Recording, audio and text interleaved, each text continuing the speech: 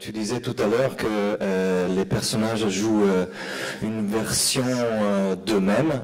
Et est-ce que tu peux nous dire plus justement sur qu'est-ce que tu as cherché dans la vie de chaque personnage, comment tu les as approchés?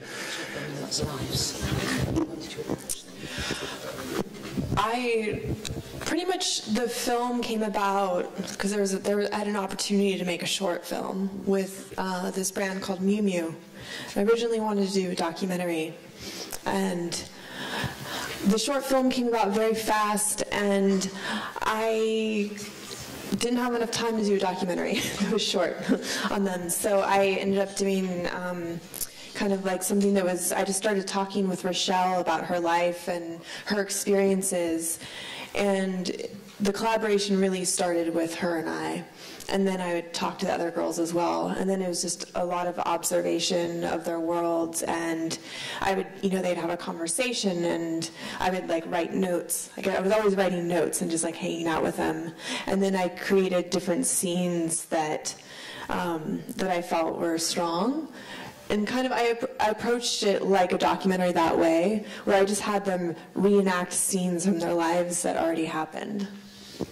Mais en fait, j'ai un peu travaillé de manière presque documentaire, parce que j'avais fait un documentaire, j'avais fait déjà un court-métrage avant, et là, je pensais aussi faire un documentaire, mais tout est vraiment venu de Rachel, de cette fille, donc qui joue le rôle. À force de parler avec elle et de rester traîner aussi beaucoup avec toutes les filles du groupe des skateuses, elle me racontait beaucoup d'anecdotes, et moi, je prends toujours des notes sur les personnes que je rencontre et les personnages.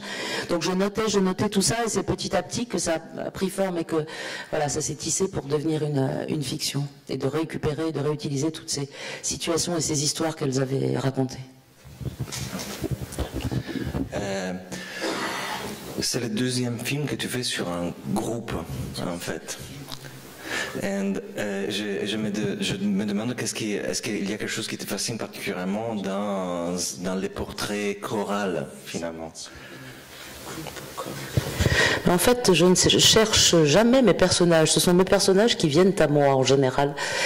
Et donc là, c'est exactement comme ça que ça s'est passé. Mais c'est vrai que j'ai une fascination pour les jeunes qui ont une passion et qui sont complètement, voilà, pas juste à traîner dans les rues ou à faire des choses ensemble, mais qui sont vraiment passionnés et centrés sur quelque chose qu'ils partagent. Peut-être ça me rappelle quand moi-même j'avais cet âge-là, mais c'est quelque chose auquel je suis très attentive et que j'aime beaucoup voir. Et donc j'ai d'abord rencontré Nina, qui est donc joue un autre des filles du groupe, et elle m'a tout simplement fascinée, et donc je l'ai suivie partout, vraiment je voulais plus la lâcher, elle m'attirait terriblement, et voilà, c'est à force de passer du temps avec elle que tout ça s'est fait. Ça a commencé, ça devait, en tout cas l'idée c'était qu'il soit un documentaire, mais tu nous disais qu'en fait l'un des inspirations, en tout cas des déclenchements de cette envie de mélanger le réel avec la fiction, c'est venu par un film que le festival a montré en 2016 qui s'appelle All These Sleepless Nights, et qui est en effet voilà, un exemple très réussi de ce mélange. Et je me demandais comment il t'a influencé ce film. Ce qui m'a le plus inspiré, c'est que dans ce film, il s'affranchit absolument de toute contrainte et d'obligation ou de règles. Et moi, ça faisait quand même un certain temps que j'étais dans le documentaire, et je commençais à m'y sentir un peu enfermée, à observer comme ça un peu trop à distance des choses.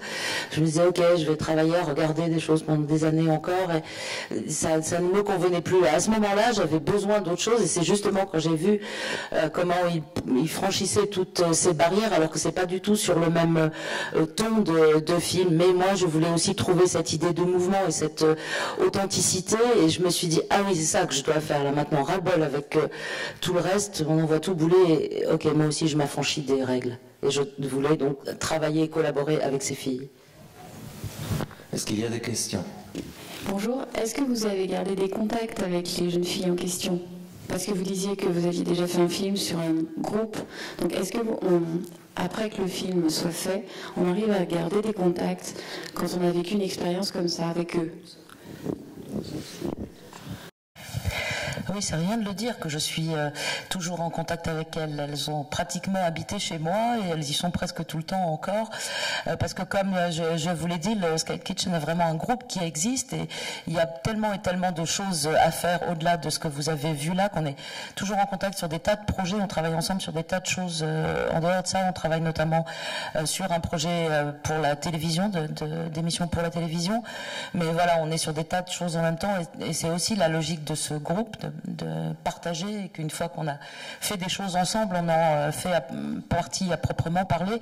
Si vous avez un compte sur Instagram, surtout n'hésitez pas à aller voir, on a aussi un compte sur le Skate Kitchen. Là-haut.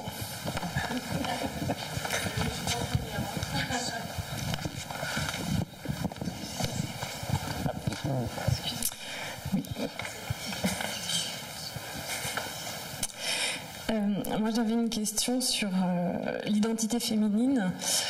Dans le film, on voit beaucoup de distinctions entre ce que font les filles et ce que font les garçons. Et j'ai beaucoup apprécié ce portrait d'identité féminine qu'on voit encore rarement au cinéma. On sent vraiment un regard féminin dans la réalisation. Je voulais savoir si tous ces éléments, je pense notamment quand on parle des règles, la sexualité avec les garçons, on voit des personnages aussi seins nus avec des bouts de scotch sur les seins. Est-ce que tout ça est écrit précisément ou est-ce qu'il y a eu des choses qui sont survenues au tournage du fait des comédiennes ? Comme je vous le disais, je voulais vraiment entremêler les choses entre les histoires qu'elle racontait et la construction du film. Donc c'est vrai que la discussion sur la règle, c'est une conversation qui s'est tenue chez moi. Elles étaient assises sur mon canapé, mais je crois que c'était le genre de conversation que ont toutes les filles de cet âge-là. J'ai fait pareil à leur âge. Mais je voulais effectivement montrer ces jeunes filles, jeunes femmes qui sont dans cette période de construction où à la fois elles cherchent leur féminité, où elles s'interrogent sur leur sexualité, mais où en même temps elles sont effectivement confrontées à un univers majoritairement masculin ou dominé par le masculin et comment elles y trouvent leur place, où elles se la créent. Mais voilà, je notais tous les petits moments d'échange comme ça ou de conversation avec elles que j'allais ensuite transformer en une scène qu'elles allaient rejouer et qu'on allait filmer. Une dernière question. Sinon, je voulais vous remercier d'avoir été avec nous et merci à Cristal. Merci beaucoup.